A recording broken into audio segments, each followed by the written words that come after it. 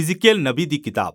ਹਿਜ਼ਕੀਏਲ ਇੱਕ ਜਾਜਕ ਸੀ ਜੋ ਯਰੂਸ਼ਲਮ ਸ਼ਹਿਰ ਉੱਤੇ ਪਹਿਲੇ ਬਾਬਲੀ ਹਮਲੇ ਦੌਰਾਨ ਉੱਥੇ ਰਹਿੰਦਾ ਸੀ ਅਤੇ ਉਹਨਾਂ ਨੇ ਸ਼ਹਿਰ ਨੂੰ ਤਬਾਹ ਨਹੀਂ ਕੀਤਾ, ਪਰ ਉਹ ਇਸਰਾਏਲੀ ਕੈਦੀਆਂ ਦੇ ਪਹਿਲੇ ਸਮੂਹ ਨੂੰ ਅਸੀਰੀ ਵਿੱਚ ਲੈ ਗਏ ਅਤੇ ਹਿਜ਼ਕੀਏਲ ਉਹਨਾਂ ਵਿੱਚੋਂ ਸੀ। ਇਹਨਾਂ ਸਾਰੀਆਂ ਘਟਨਾਵਾਂ ਤੋਂ 5 ਸਾਲਾਂ ਬਾਅਦ ਇਹ ਕਿਤਾਬ ਦੀ ਸ਼ੁਰੂਆਤ ਹੁੰਦੀ ਹੈ ਅਤੇ ਹਿਜ਼ਕੀਏਲ ਆਪਣੇ ਇਸਰਾਏਲੀ ਸ਼ਰਨਾਰਥੀ ਕੈਂਪ ਦੇ ਨੇੜੇ ਇੱਕ ਨਹਿਰ ਦੇ ਕਿਨਾਰੇ ਬੈਠਾ ਹੈ ਅਤੇ ਇਹ ਉਸ ਦਾ 30ਵਾਂ ਜਨਮ ਦਿਨ ਹੈ। ਜੇ ਉਹ ਯਰੂਸ਼ਲਮ ਵਿੱਚ ਹੁੰਦਾ ਤਾਂ ਉਹ ਇੱਕ ਜਾਜਕ ਵਜੋਂ ਨਿਯੁਕਤ ਕੀਤਾ ਜਾ ਚੁੱਕਾ ਹੁੰਦਾ ਅਤੇ ਫਿਰ ਅਚਾਨਕ ਹਿਜ਼ਕੀਏਲ ਇੱਕ ਦਰਸ਼ਨ ਵੇਖਦਾ ਹੈ। ਉਹ ਇੱਕ ਵੱਡੀ ਹਨੇਰੀ ਨੂੰ ਨੇੜੇ ਆਉਂਦਾ ਵੇਖਦਾ ਹੈ ਅਤੇ ਫਿਰ ਬੱਦਲ ਦੇ ਵਿੱਚ 4 ਅਜੀਬ ਜੰਤੂ ਹਨ ਜਿਨ੍ਹਾਂ ਦੇ ਖੰਭ ਫੈਲੇ ਹੋਏ ਹਨ ਅਤੇ ਇੱਕ ਦੂਜੇ ਨੂੰ ਛੂ ਰਹੇ ਹਨ ਅਤੇ ਇਹਨਾਂ ਜੰਤੂਆਂ ਵਿੱਚੋਂ ਹਰ ਇੱਕ ਦੇ 4 ਮੂੰਹ ਸਨ ਅਤੇ ਫਿਰ ਉਸਨੇ 4 ਪਹੀਏ ਦੇਖੇ, ਹਰੇਕ ਜੰਤੂ ਲਈ ਇੱਕ। ਅਤੇ ਫਿਰ ਉਸਨੇ ਦੇਖਿਆ ਕਿ ਜੰਤੂਆਂ ਦੇ ਖੰਭਾਂ ਨੇ ਇੱਕ ਚਮਕਦਾਰ ਥੜੇ ਨੂੰ ਚੁੱਕਿਆ ਹੋਇਆ ਸੀ ਅਤੇ ਉਸ ਥੜੇ ਤੇ ਇੱਕ ਸਿੰਘਾਸਨ ਹੈ ਅਤੇ ਫਿਰ ਉਸ ਸਿੰਘਾਸਨ ਤੇ ਬੈਠਾ ਮਨੁੱਖ ਜਿਹਾ ਜੀਵ ਜੋ ਚਮਕ ਅਤੇ ਅੱਗ ਨਾਲ ਢੱਕਿਆ ਹੋਇਆ ਹੈ। ਅਤੇ ਫਿਰ ਅਚਾਨਕ ਹਿਜ਼ਕੀਏਲ ਨੂੰ ਅਹਿਸਾਸ ਹੋਇਆ ਕਿ ਉਹ ਕੀ ਵੇਖ ਰਿਹਾ ਹੈ। ਉਹ ਇਸ ਨੂੰ ਯਹੋਵਾ ਦੇ ਪ੍ਰਤਾਪ ਦਾ ਪ੍ਰਕਾਸ਼ ਜਿਹਾ ਆਖਦਾ ਹੈ। ਇਹ ਪਰਮੇਸ਼ਵਰ ਹੈ ਜੋ ਆਪਣੇ ਸ਼ਾਹੀ ਸਿੰਘਾਸਨ ਰੱਥ ਦੀ ਸਵਾਰੀ ਕਰ ਰਿਹਾ ਹੈ। ਪ੍ਰਤਾਪ ਦੇ ਲਈ ਇਬਰਾਨੀ ਸ਼ਬਦ ਕੋਵੋਡ ਹੈ ਜਿਸ ਦਾ ਅਰਥ ਭਾਰੀ ਜਾਂ ਮਹੱਤਵਪੂਰਨ ਹੈ। ਬਾਈਬਲ ਦੇ ਲੇਖਕ ਇਸ ਸ਼ਬਦ ਦੀ ਵਰਤੋਂ ਪਰਮੇਸ਼ਵਰ ਦੀ ਮਹੱਤਤਾ ਅਤੇ ਭੌਤਿਕ ਪ੍ਰਗਟਾਵੇ ਦਾ ਵਰਣਨ ਕਰਨ ਲਈ ਉਸ ਵੇਲੇ ਕਰਦੇ ਹਨ ਜਦੋਂ ਉਹ ਵਿਅਕਤੀਗਤ ਰੂਪ ਵਿੱਚ ਪ੍ਰਗਟ ਹੁੰਦਾ ਹੈ। ਦਰਸ਼ਨ ਦੀਆਂ ਇਹ ਤਸਵੀਰਾਂ ਕੂਚ ਦੀ ਕਿਤਾਬ ਦੀਆਂ ਘਟਨਾਵਾਂ ਨਾਲ ਬਹੁਤ ਮਿਲਦੀਆਂ ਜੁਲਦੀਆਂ ਹਨ ਜਦੋਂ ਪਰਮੇਸ਼ਵਰ ਸਨਈ ਪਹਾੜ ਤੇ ਪ੍ਰਗਟ ਹੋਇਆ ਸੀ।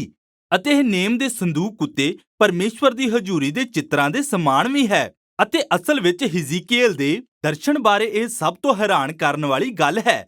ਪਰਮੇਸ਼ਵਰ ਦਾ ਪ੍ਰਤਾਪ ਬਾਬਲ ਵਿੱਚ ਕੀ ਕਰ ਰਿਹਾ ਹੈ?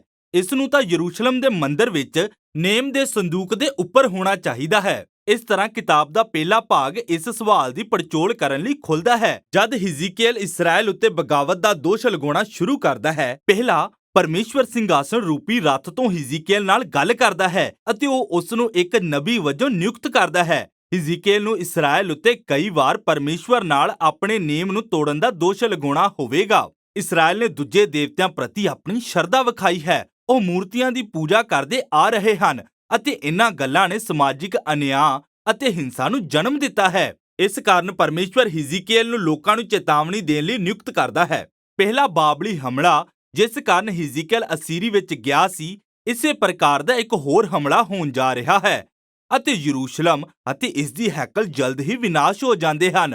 ਹਿਜ਼ਕੀਏਲ ਆਪਣੇ ਸੰਦੇਸ਼ ਨੂੰ ਸਭਨਾਂ ਤੱਕ ਪਹੁੰਚਾਉਣ ਲਈ ਸ਼ਬਦਾਂ ਅਤੇ ਪ੍ਰਤੀਕਾਤਮਕ ਚਿੰਨ੍ਹਾਂ ਦੀ ਵਰਤੋਂ ਕਰਦਾ ਹੈ। ਇਹ ਇੱਕ ਨੁੱਕੜ ਨਾਟਕ ਦੀ ਤਰ੍ਹਾਂ ਸਨ। ਹਿਜ਼ਕੀਏਲ ਲੋਕਾਂ ਵਿੱਚ ਜਾਂਦਾ ਸੀ ਅਤੇ ਅਸਲ ਵਿੱਚ ਅਜੀਬ ਤਰੀਕਿਆਂ ਨਾਲ ਵਿਵਹਾਰ ਕਰਨਾ ਸ਼ੁਰੂ ਕਰ ਦਿੰਦਾ ਸੀ ਜੋ ਉਸ ਦੇ ਭਵਿੱਖਬਾਣੀ ਸੰਦੇਸ਼ ਦੇ ਦ੍ਰਿਸ਼ਟਾਂਤਾਂ ਵਰਗੇ ਸਨ। ਉਸ ਨੂੰ ਯਰੂਸ਼ਲਮ ਦਾ ਇੱਕ ਛੋਟਾ ਜਿਹਾ ਨਮੂਨਾ ਬਣਾਉਣ ਅਤੇ ਫਿਰ ਉਸ ਉੱਤੇ ਹਮਲਾ ਕਰਨ ਲਈ ਇੱਕ ਨਾਟਕ ਤਿਆਰ ਕਰਨ ਲਈ ਕਿਹਾ ਜਾਂਦਾ ਹੈ ਅਤੇ ਉਸ ਨੂੰ ਆਪਣੇ ਸਾਰੇ ਵਾਲ ਕਟਵਾਉਣੇ ਸਨ ਅਤੇ ਫਿਰ ਉਹਨਾਂ ਨੂੰ ਤਲਵਾਰ ਨਾਲ ਵੱਢਣਾ ਸੀ। ਇਸ ਤੋਂ ਵੀ ਕਠਿਨ, ਉਹ ਪ੍ਰਾਇਸ਼ਚਿਤ ਦੇ ਦਿਨ ਬਲੀ ਦੇ ਬੱਕਰੇ ਦੀ ਭੂਮਿਕਾ ਨਿਭਾਉਂਦਾ ਹੈ ਅਤੇ ਉਹ 1 ਸਾਲ ਤੋਂ ਵੱਧ ਸਮੇਂ ਲਈ ਕੂੜੇ ਦੇ ਢੇਰ ਤੇ ਪਕਾਏ ਭੋਜਨ ਤੇ ਰਹਿੰਦਾ ਹੈ ਜੋ ਕਿ ਉਸ ਗੰਦੇ ਭੋਜਨ ਦੀ ਨਿਸ਼ਾਨੀ ਹੈ ਜੋ ਲੋਕਾਂ ਨੂੰ ਯਰੂਸ਼ਲਮ ਦੀ ਘੇਰਾਬੰਦੀ ਦੌਰਾਨ ਖਾਣਾ ਪਵੇਗਾ। ਸ਼ਾਇਦ ਸਭ ਤੋਂ ਨਿਰਾਸ਼ਾਜਨਕ ਗੱਲ ਜੋ ਪਰਮੇਸ਼ਵਰ ਨੇ ਹਿਜ਼ਕੀਏਲ ਨੂੰ ਦਿੱਤੀ ਉਹ ਬੁਰੀ ਖਬਰ ਸੀ ਕਿ ਕੋਈ ਵੀ ਉਸ ਦੀ ਸੁਣਨ ਵਾਲਾ ਨਹੀਂ ਹੋਵੇਗਾ।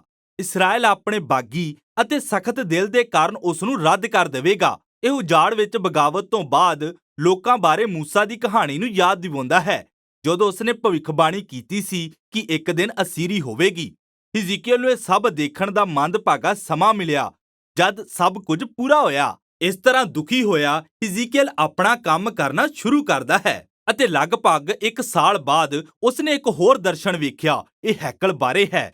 ਉਹ ਹੈਕਲ ਦੇ ਇੱਕ ਦੌਰੇ ਤੇ ਜਾਂਦਾ ਹੈ ਅਤੇ ਉਹ ਵੇਖਦਾ ਹੈ ਕਿ ਉਸ ਦੀ ਗੈਰ ਮੌਜੂਦਗੀ ਵਿੱਚ ਉੱਥੇ ਕੀ ਹੋ ਰਿਹਾ ਹੈ ਅਤੇ ਇਹ ਚੰਗਾ ਨਹੀਂ ਹੈ। ਬਾਹਰਲੇ ਵਿਹੜੇ ਵਿੱਚ ਹੈਕਲ ਦੇ ਸਾਹਮਣੇ ਉਸ ਨੂੰ ਇੱਕ ਵੱਡੀ ਮੂਰਤੀ ਦਿਖਾਈ ਦਿੰਦੀ ਹੈ ਅਤੇ ਫਿਰ ਉਹ ਇਸਰਾਏਲ ਦੇ ਬਜ਼ੁਰਗਾਂ ਨੂੰ ਹੈਕਲ ਦੇ ਬਾਹਰ ਅਤੇ ਅੰਦਰ ਦੂਜੇ ਦੇਵਤਿਆਂ ਦੀ ਉਪਾਸਨਾ ਕਰਦੇ ਹੋਏ ਦੇਖਦਾ ਹੈ ਅਤੇ ਫਿਰ ਉਹ ਇਸਰਾਏਲ ਦੀਆਂ ਔਰਤਾਂ ਨੂੰ ਵੇਖਦਾ ਹੈ।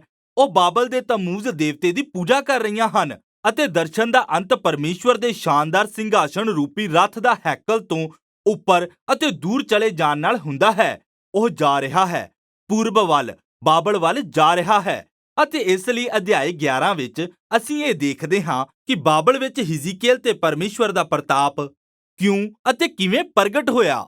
ਇਸਰਾਇਲ ਦੀ ਮੂਰਤੀ ਪੂਜਾ ਅਤੇ ਉਹਨਾਂ ਦੇ ਨੇਮ ਦੀ ਉਲੰਘਣਾ ਇੰਨੀ ਬੁਰੀ ਅਤੇ ਅਪਮਾਨਜਨਕ ਹੋ ਗਈ ਹੈ ਕਿ ਪਰਮੇਸ਼ਵਰ ਨੇ ਆਪਣੀ ਹੈਕਲ ਨੂੰ ਛੱਡ ਦਿੱਤਾ ਹੈ।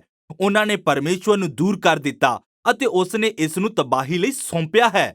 ਪਰ ਪਰਮੇਸ਼ਵਰ ਨੇ ਆਪਣੇ ਲੋਕਾਂ ਨੂੰ ਤਿਆਗਿਆ ਨਹੀਂ ਹੈ, ਸਗੋਂ ਉਹ ਉਹਨਾਂ ਦੇ ਨਾਲ ਅਸੀਰੀ ਵਿੱਚ ਜਾਂਦਾ ਹੈ। ਅਤੇ ਇਸ ਲਈ ਅਧਿਆਇ 11 ਵਿੱਚ ਇਸ ਦਰਸ਼ਨ ਦੇ ਅੰਤ ਵਿੱਚ ਪਰਮੇਸ਼ਵਰ ਵਾਅਦਾ ਕਰਦਾ ਹੈ ਕਿ ਉਹ ਇਸਰਾਇਲ ਦੇ ਬਚੇ ਹੋਇਆਂ ਨੂੰ ਵਾਪਸ ਉਸ ਦੇਸ਼ ਵਿੱਚ ਲਿਆਵੇਗਾ ਅਤੇ ਉਹ ਉਹਨਾਂ ਦੇ ਪੱਥਰ ਦੇ ਦਿਲ ਨੂੰ ਹਟਾ ਕੇ ਅਤੇ ਉਹਨਾਂ ਨੂੰ ਮਾਂਸ ਦਾ ਇੱਕ ਨਵਾਂ ਦਿਲ ਦੇ ਕੇ ਉਹਨਾਂ ਨੂੰ ਬਦਲ ਦੇਵੇਗਾ। ਹੁਣ ਉਹ ਪਿਆਰ ਕਰ ਸਕਦੇ ਹਨ ਅਤੇ ਸੱਚਮੁੱਚ ਆਪਣੇ ਪਰਮੇਸ਼ਵਰ ਦੀ ਆਗਿਆ ਪਾਲਣ ਕਰ ਸਕਦੇ ਹਨ। ਇਹ ਆਸ ਦੀ ਇੱਕ ਛੋਟੀ ਜਿਹੀ ਕਿਰਨ ਹੈ ਅਤੇ ਇਹ ਜਲਦੀ ਹੀ ਆਉਣ ਵਾਲੇ ਵਿਨਾਸ਼ ਦੀ ਅਸਲੀਅਤ ਵਿੱਚ ਡੁੱਬ ਜਾਵੇਗੀ। ਪਰ ਅਧਿਆਇ 11 ਇੱਕ ਮੁੱਖ ਬਦਲਾਵ ਹੈ ਅਤੇ ਇਹ ਸਾਨੂੰ ਇਹ ਸਮਝਣ ਵਿੱਚ ਮਦਦ ਕਰਦਾ ਹੈ ਕਿ ਬਾਕੀ ਕਿਤਾਬ ਦੀ ਰਚਨਾ ਨੂੰ ਕਿਵੇਂ ਤਿਆਰ ਕੀਤਾ ਗਿਆ ਹੈ। ਅਗਲੇ 3 ਭਾਗ ਪਰਮੇਸ਼ਵਰ ਦੇ ਨਿਆਂ ਦੀਆਂ ਘੋਸ਼ਣਾਵਾਂ ਹਨ। ਪਹਿਲੇ ਇਸਰਾਇਲ ਉੱਤੇ, ਫਿਰ ਇਸਰਾਇਲ ਦੇ ਆਲੇ ਦੁਆਲੇ ਦੀਆਂ ਕੌਮਾਂ ਉੱਤੇ ਅਤੇ ਫਿਰ ਯਰੂਸ਼ਲਮ ਉੱਤੇ। ਪਰ ਫਿਰ ਉਸ ਤੋਂ ਬਾਅਦ ਅਧਿਆਇ 11 ਦਾ ਆਸ਼ਾਵਾਦੀ ਸਿੱਟਾ ਕਿਤਾਬ ਦੇ ਅੰਤਿਮ 3 ਭਾਗਾਂ ਵਿੱਚ ਵਿਕਸਿਤ ਹੁੰਦਾ ਹੈ। ਇਸਰਾਇਲ ਲਈ ਪਹਿਲੀ ਆਸ, ਫਿਰ ਕੌਮਾਂ ਲਈ ਅਤੇ ਫਿਰ ਸਾਰੀ ਸ੍ਰਿਸ਼ਟੀ ਲਈ ਹੈ। ਅਧਿਆਇ 12 ਤੋਂ 24 ਇਸਰਾਇਲ ਤੇ ਆਉਣ ਵਾਲੇ ਪਰਮੇਸ਼ਵਰ ਦੇ ਨਿਆਂ ਤੇ ਕੇਂਦਰਿਤ ਹਨ ਅਤੇ ਇਹ ਕਵਿਤਾਵਾਂ ਅਤੇ ਲੇਖਾਂ ਦਾ ਇੱਕ ਵਿਭਿੰਨ ਸੰਗ੍ਰਹਿ ਹੈ। ਅਤੇ ਇੱਥੇ ਹਿਜ਼ਕੀਏਲ ਦ੍ਰਿਸ਼ਟਾਂਤ ਅਤੇ ਰੂਪਕ ਲਈ ਆਪਣੀ ਚਾਹ ਦਰਸਾਉਂਦਾ ਹੈ। ਉਹ ਇਸਰਾਇਲ ਨੂੰ ਇੱਕ ਸੜੀ ਹੋਈ, ਬੇਕਾਰ ਸੋਟੀ ਅਤੇ ਇੱਕ ਵਿਦਰੋਹੀ ਪਤਨੀ ਦੇ ਰੂਪ ਵਿੱਚ ਅਤੇ ਇੱਕ ਫੜੇ ਜਾ ਚੁੱਕੇ ਖਤਰਨਾਕ ਕ੍ਰੋਧਿਤ ਸ਼ੇਰ ਦੇ ਰੂਪ ਵਿੱਚ ਅਤੇ 2 ਵਿਭਚਾਰੀ ਭੈਣਾਂ ਦੇ ਰੂਪ ਵਿੱਚ ਦਰਸਾਉਂਦਾ ਹੈ। ਇਹ ਇਸਰਾਇਲ ਦੀ ਮੂਰਖਤਾ ਭਰੇ ਵਿਦਰੋਹ ਅਤੇ ਮੂਰਤੀ ਪੂਜਾ ਦੇ ਸਾਰੇ ਚਿਤਰਨ ਹਨ, ਜਿਸ ਕਾਰਨ ਉਹਨਾਂ ਦੀ ਬਰਬਾਦੀ ਹੋਵੇਗੀ। ਇਸ ਭਾਗ ਵਿੱਚ ਹਿਜ਼ਕੀਏਲ ਇੱਕ ਵਕੀਲ ਵਾਂਗ ਵੀ ਕੰਮ ਕਰਦਾ ਹੈ। ਉਹ ਇਸ ਮਾਮਲੇ ਤੇ ਬਹਿਸ ਕਰਨਾ ਸ਼ੁਰੂ ਕਰਦਾ ਹੈ ਕਿ ਸਭ ਤੋਂ ਪਹਿਲਾਂ ਸਦੀਆਂ ਦੇ ਨੇਮ ਦੀ ਉਲੰਘਣਾ ਤੋਂ ਬਾਅਦ ਯਰੂਸ਼ਲਮ ਸੱਚਮੁੱਚ ਤਬਾਹੀ ਦਾ ਹੱਕਦਾਰ ਹੈ ਅਤੇ ਇੱਥੋਂ ਤੱਕ ਕਿ ਭਾਵੇਂ ਦੁਨੀਆ ਦੇ ਸਭ ਤੋਂ ਧਰਮੀ ਲੋਕ ਜਿਵੇਂ ਕਿ ਨੂਹ ਜਾਂ ਦੈਨੀਅਲ ਜਾਂ ਅਯੂਬ ਵੀ ਜਿਉਂਦੇ ਹੁੰਦੇ ਅਤੇ ਇਸਰਾਇਲ ਨੂੰ ਬਚਾਉਣ ਲਈ ਪਰਮੇਸ਼ਵਰ ਅੱਗੇ ਪ੍ਰਾਰਥਨਾ ਕਰਦੇ, ਪਰਮੇਸ਼ਵਰ ਉਹਨਾਂ ਦੀਆਂ ਪ੍ਰਾਰਥਨਾਵਾਂ ਨੂੰ ਵੀ ਸਵੀਕਾਰ ਨਾ ਕਰਦਾ। ਬਹੁਤ ਦੇਰ ਹੋ ਚੁੱਕੀ ਹੈ। ਇਸ ਤਰ੍ਹਾਂ ਪਰਮੇਸ਼ਵਰ ਦੀ ਭਲਾਈ ਅਸਲ ਵਿੱਚ ਮੰਗ ਕਰਦੀ ਹੈ ਕਿ ਉਹ ਇਸਰਾਇਲ ਦੀ ਇਸ ਪੀੜ੍ਹੀ ਉੱਤੇ ਨਿਆਂ ਲਿਆਵੇ। ਅਸੀਰੀ ਹੁਣ ਟਾਲੀ ਨਹੀਂ ਜਾ ਸਕਦੀ। ਉਹ ਅਜਿਹੀ ਜਗ੍ਹਾ ਤੇ ਪਹੁੰਚ ਗਏ ਹਨ ਜਿੱਥੇ ਕੋਈ ਵਾਪਸੀ ਨਹੀਂ।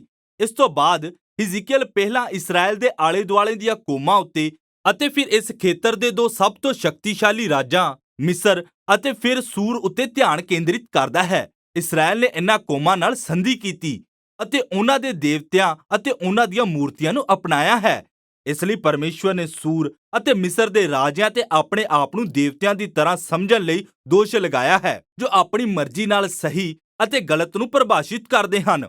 ਅਤੇ ਪਰਮੇਸ਼ਵਰ ਇਹਨਾਂ ਰਾਜਿਆਂ ਨੂੰ ਉਹਨਾਂ ਦੇ ਹੰਕਾਰ ਲਈ ਜ਼ਿੰਮੇਵਾਰ ਠਹਿਰਾਉਂਦਾ ਹੈ ਅਤੇ ਉਸਨੇ ਘੋਸ਼ਣਾ ਕੀਤੀ ਕਿ ਉਹਨਾਂ ਨੂੰ ਹੇਠਾਂ ਸੁੱਟਣ ਲਈ ਉਹ ਬਾਬਲ ਦੀ ਵਰਤੋਂ ਕਰੇਗਾ। ਉਹ ਸਭਨਾਂ ਨਾਲ ਪਰਮੇਸ਼ਵਰ ਦੇ ਨਿਆਂ ਦਾ ਸਾਹਮਣਾ ਕਰਨਗੇ। ਇਹਨਾਂ ਪ੍ਰਚੰਡ ਭਾਗਾਂ ਤੋਂ ਬਾਅਦ ਅਧਿਆਇ 33 ਵਿੱਚ ਇੱਕ ਛੋਟੀ ਕਹਾਣੀ ਹੈ। ਹਿਜ਼ਕੀਏਲ ਦੀ ਮੁਲਾਕਾਤ ਇੱਕ ਸ਼ਰਨਾਰਥੀ ਨਾਲ ਹੁੰਦੀ ਹੈ ਜੋ ਹੁਣੇ ਹੀ ਯਰੂਸ਼ਲਮ ਤੋਂ ਆਇਆ ਹੈ ਅਤੇ ਉਹ ਉਸ ਨੂੰ ਦੱਸਦਾ ਹੈ ਕਿ ਬਾਬਲ ਨੇ ਯਰੂਸ਼ਲਮ ਸ਼ਹਿਰ ਤੇ ਹਮਲਾ ਕੀਤਾ ਹੈ। ਸ਼ਹਿਰ ਢਹਿ ਗਿਆ ਹੈ ਅਤੇ ਹੈਕਲ ਤਬਾਹ ਹੋ ਗਈ ਹੈ। ਹਿਜ਼ਕੀਏਲ ਦੀਆਂ ਭਿਆਨਕ ਚੇਤਾਵਨੀਆਂ ਅਸਲੀਅਤ ਬਣ ਗਈਆਂ ਹਨ। ਪਰ ਅਧਿਆਇ 11 ਦੇ ਅੰਤ ਨੂੰ ਯਾਦ ਰੱਖੋ, ਇਹ ਕਹਾਣੀ ਦਾ ਅੰਤ ਨਹੀਂ ਹੈ ਅਤੇ ਇਸ ਲਈ ਅਗਲੀ ਵੀਡੀਓ ਵਿੱਚ ਅਸੀਂ ਹਿਜ਼ਕੀਏਲ ਦੇ ਡੂੰਘੇ ਆਸ ਦੇ ਦਰਸ਼ਨ ਦੀ ਪੜਚੋਲ ਕਰਾਂਗੇ। ਪਰ ਹੁਣ ਦੇ ਲਈ ਇਹੀ ਹਿਜ਼ਕੀਏਲ ਦੀ ਕਿਤਾਬ ਦਾ ਪਹਿਲਾ ਅੱਧ ਭਾਗ ਹੈ।